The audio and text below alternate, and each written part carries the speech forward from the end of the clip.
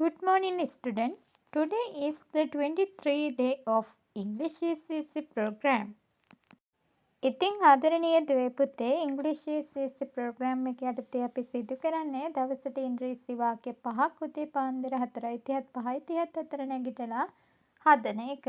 ඉතින් ආදරණීය දුවේ පුතේ ඔයාලා හැමදාම මෙහෙම දවසට ඉංග්‍රීසි වාක්‍ය 5ක් උදේ පාන්දර කරනවා කියන්නේ ඒක ඔයාලගේ මනසට හොඳ එක්සර්සයිස් එකක් වෙනවා. ඉතින් එහෙම ඔයාලා දවස් 30ක් පුරුදු වෙනවා කියන්නේ ඔයාලා මාසයක් තුළ ඒක දිගටම කරන ක්‍රියාවක් බවට පත් වෙලා ඔයාලට දෛනික කරන ක්‍රියාවක් බවට ඒකපත් වෙනවා. එතකොට ඔයාලට ඉංග්‍රීසි හරි ලේසියෙන් ඉගෙන ගන්න පුළුවන්. මොකද ඔයාලා ඒ තරමටම ඉංග්‍රීසි වලට ඇබ්බැහි වෙලා තියෙන්නේ. අපි හොඳ දෙයකට ඇබ්බැහි වීම කියන්නේ හොඳ ක්‍රියාවක්. ඉතින් ආදරණීය දුවේ පුතේ අපි ඇබ්බැහි වීමත් එක්ක ඉංග්‍රීසි ඉගෙන ගනිමු. අදත් යමු වීඩියෝ එකට.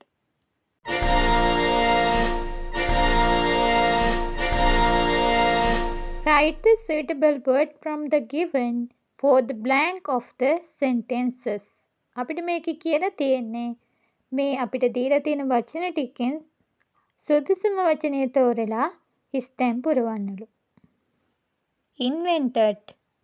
Invented කියන්නේ නිපදවලා තියෙනවා. money කියන්නේ මුදල්, prices කියන්නේ මිල ගණන්, purchase කියන්නේ මිලදී ගන්නවා, record කියන්නේ වාර්තා තබනවා, system කියන්නේ පද්ධතිය, value කියන්නේ වටිනාකම, worth කියන්නේ වටිනාකම.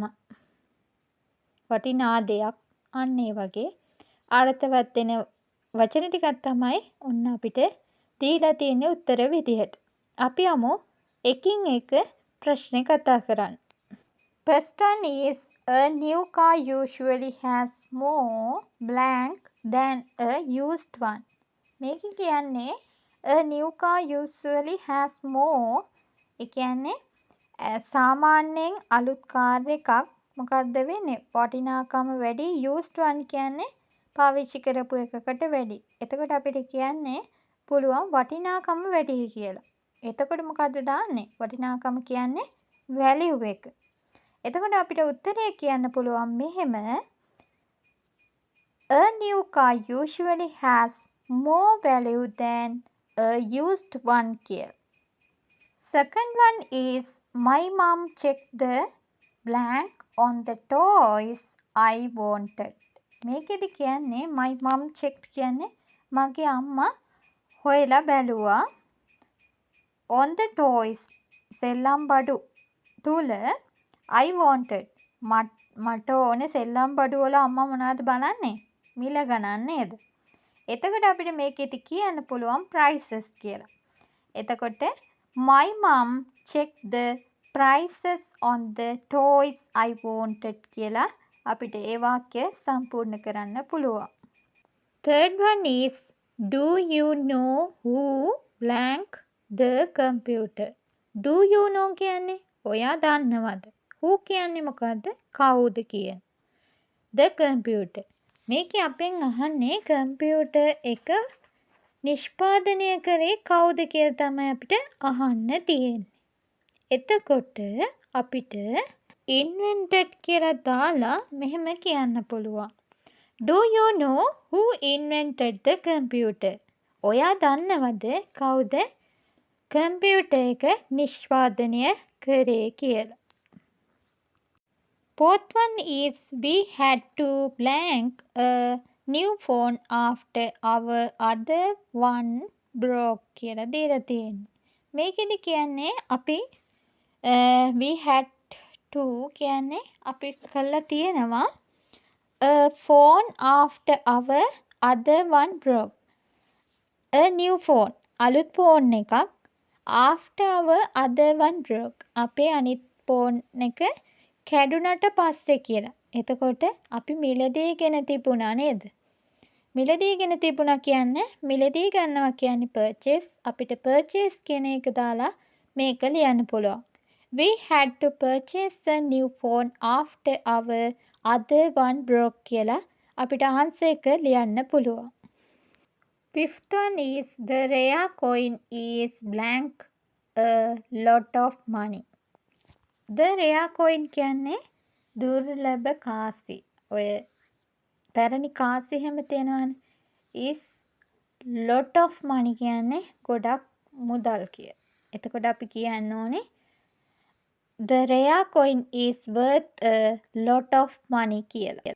Sixth one is how much blank do you have in your purse? How much කියන්නේ කොච්චර ප්‍රමාණයක්ද? How much පාවිච්චි කරන්නේ මුදල් අහනකොට. අපිට අහන්න පුළුවන් මුදල් කීයක් තියෙනවද කියලා. Do you have in your purse? ඔයාගේ purse එකේ මුදල් කීයක් තියෙනවද කියලා තමයි මෙතෙන්දී අහන්න ඕනේ. එතකොට මුදල් කියන්නේ money. අපි අහන්න පුළුවන් how much money do you have in your purse කියලා මේකේ ප්‍රශ්නය අහන්න පුළුවන්. Next one is the store owner keeps a blank of all sales. මේක කියන්නේ the store owner කියන්නේ ගබඩා අයිතිකරු keeps කියන්නේ තබනවා all sales කියන්නේ සියලුම sales වල එයා මොනවද තියන්නේ වාර්තාවක් තබන්න ඕනේ. එතකොට අපිට මේකේ කියන්න පුළුවන් the store owner keeps a record of all sales කියලා. Last one is the library has a blank for organizing books. The library has library තියෙනවා organizing books. For organizing books කියන්නේ පොත් ටික පිටිවෙලට තියන්න මොකද්ද තියෙන්නේ library?